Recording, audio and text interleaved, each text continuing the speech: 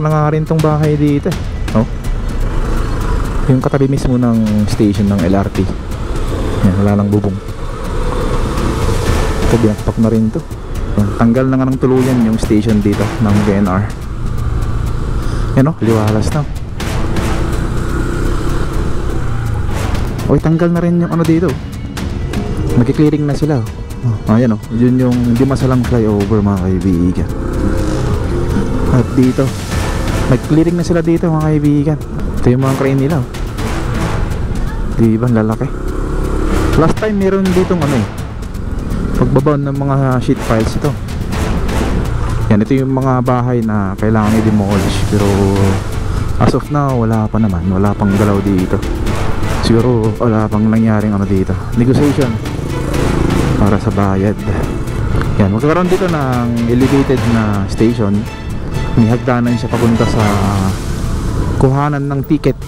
Yan, sa may ground floor niya. And then sa taas niya, yun naman yung pinakadaanan na ng tren.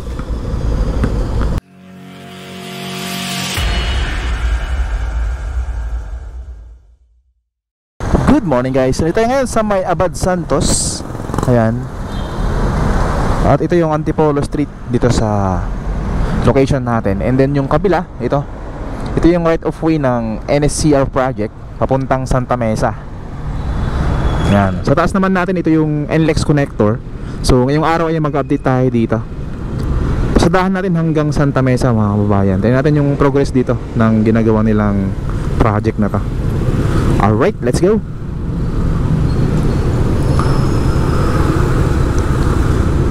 Yan. Pupunta tayo ngayon sa may bandang Blooming Treat. Yan, nandiyan naman yung Blooming Treat station ng LRT, tsaka yung PNR, tsaka yung station ng NSCR. Diyan din lalagay. So pasadahan natin. Let's go. Yan, dito makita rin dito yung mga sasakyan na dumadami na yung nakaparada dito sa gilid.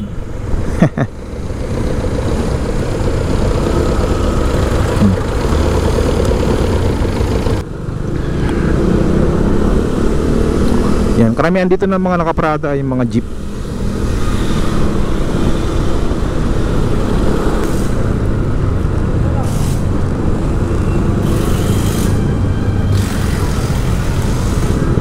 Yan, dito tayo sa may bandang kanan. Dami ng ano dito. Silipan nga natin. Wala pa rin mga ano dyan sa loob, mga equipment. Hindi pa sila ito nag-start. Hindi ko alam kung meron ng ano dito, soil testing. Uy, binakbak na yung ano dito. Binakuran na rin pala dito. May mga area lang siya na ano, na hindi pa nabakuran. Ito sa gitna. Ayan o. So may bakod na dito yung ibang portion nya. Unti-unti na nila to. Pati rin to, matanggal din to.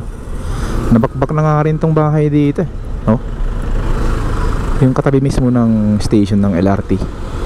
Yan, wala nang bubong. Ito, binakpak na rin to. Ito lang yung LRT station. Tapos sa baba nya, PNR tsaka NSCR. So tayo doon sa may kabila, sa may ginagawa. Uy, mayroon ng mga ano dun, mga excavator din. Ayos. Kasi nung last update natin dyan sa may Blooming Treat station ay ano na, tinanggal na yung ano dyan, station ng PNR. Kaya tuloy-tuloy pa rin yung ano dyan, paglilinis nila dun sa station. Tayo sa kabila. Let's go. Ayan, dito, kanan tayo dito sa may PNR and NSCR station. Ayan, wala na yung mga, mayroon pa rin dalawa tricycle. Sakit din nung nakaraan. Ito na siya mga kaibigan. Yan, tanggal na nga ng tuluyan yung station dito ng BNR. Yan o, liwalas na.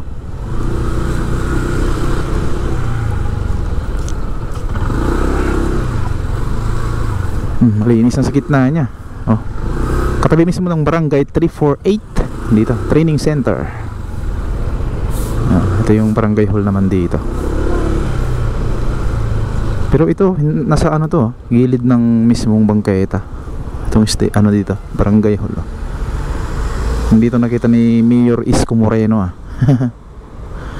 Ano lang siya, ginamit dito ay itong ano, container van, yung parang di 20 to o di 40. May patong pa sa taas parang meron siyang second floor. Pero anyway, kasi tayo dito. Yan may mga crane na sila dyan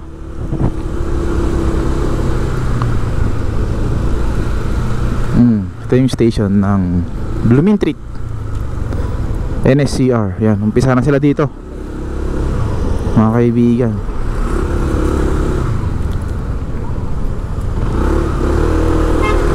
Yan, maliwalas na kung makapansin nyo. Wow. Alright, gumagalaw to mga kaibigan. Good job, good job. Ito yung mga crane sila, saka ito drilling equipment nila, malaki. Ayan Tsaka kapansin-pansin may bakod na rin siya na kulay kulay brown. Yan, dito rin banda yung boundary ng contract package S01 tsaka S02.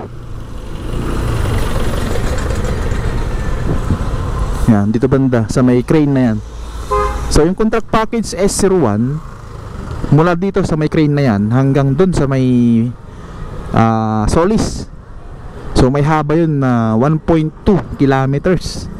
At yung contract package S02 mula dito sa may drilling equipment na yan, yung malaki na yan, hanggang dun sa may Paco, yung may haba naman yun na 7.9 kilometers. May tatlong station yun, yung Santa Mesa, Espanya, tsaka Paco. So proceed tayo dun, mapuntang ngayon, Santa Mesa. Tingnan natin yung sitwasyon sa right of way ng NSCR project. Alright, let's go. Alright, so nasa Simon Street na tayo mga kaibigan. Malapit lang to sa may Dimasalang flyover. At dito, makikita natin dito, double parking na naman itong mga sakyan dito. Yan, dun banda yung Dimasalang flyover. Oy, tanggal na rin yung dito. Nagki-clearing na sila. Ayan yun yung Dimasalang flyover mga kaibigan. At dito nag-clearing na sila dito mga kaibigan. Ayos to. Dito tayo sa kabila.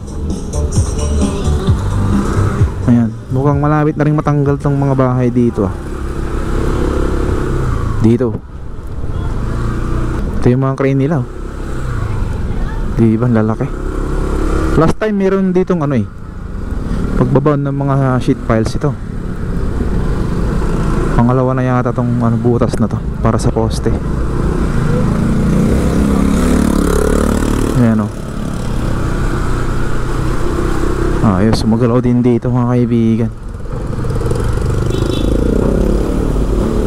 Ito yung mga crane nila. Silipin natin konti. Silipin natin kung ano yung sitwasyon sa may gitna.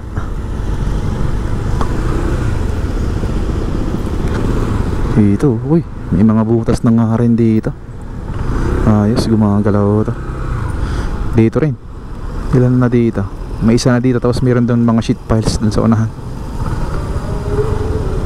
Alright, ayos, gumagalaw dito mga kaibigan. Tayo doon.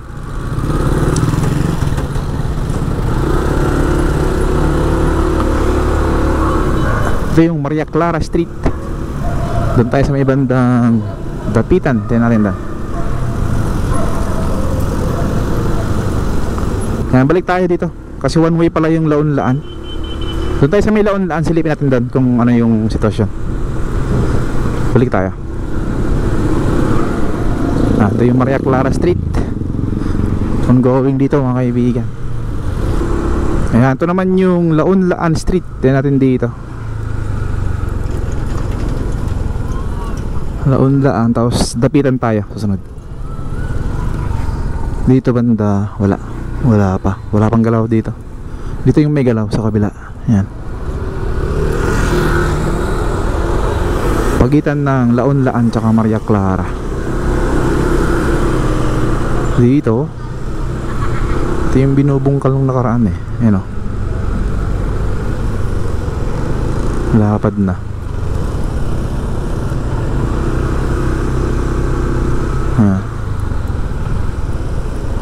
Sinira na naman yung magandang daan.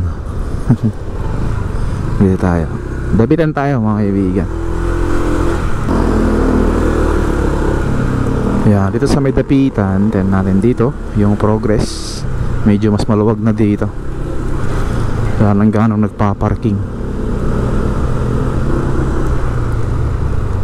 Yun, wala pang galaw dito. Yan, doon pa lang sa malapit sa Maria Clara. So proceed tayo dito sa right of way ng NSCR dito. Itong mga kabahayan dito, sa gilid lang mismo to, katabi ng NLEX connector. Yan, ito yung mga bahay na kailangan i-demolish, pero as of now wala pa naman, wala pang galaw dito. Wala pang galaw, kung makikita nyo. Siguro wala pang nangyaring ano dito, negotiation para sa bayad. Dito tayo, proceed tayo dito. Diretso. Yan, hanggang sa may station ng Espanya. Ito yung Espanya station dito, malapit sa may creek. Ito naman yung ginawa dati dito. Taas na. Mataas dito yung ginawa. Ayos, magandang ano yun. Hindi kinurap.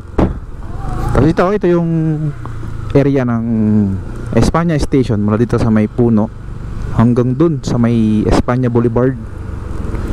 Yan, dito ilalagay yung station ng Espanya NSCR.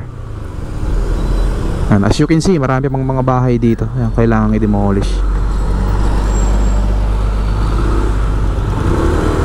Madami-dami pa mga kaibigan.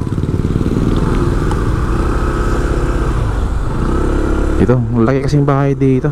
Siguro mahal yung ano dito, yung benta. Dami nito. May mga 4th floor po. Yan, 3rd floor.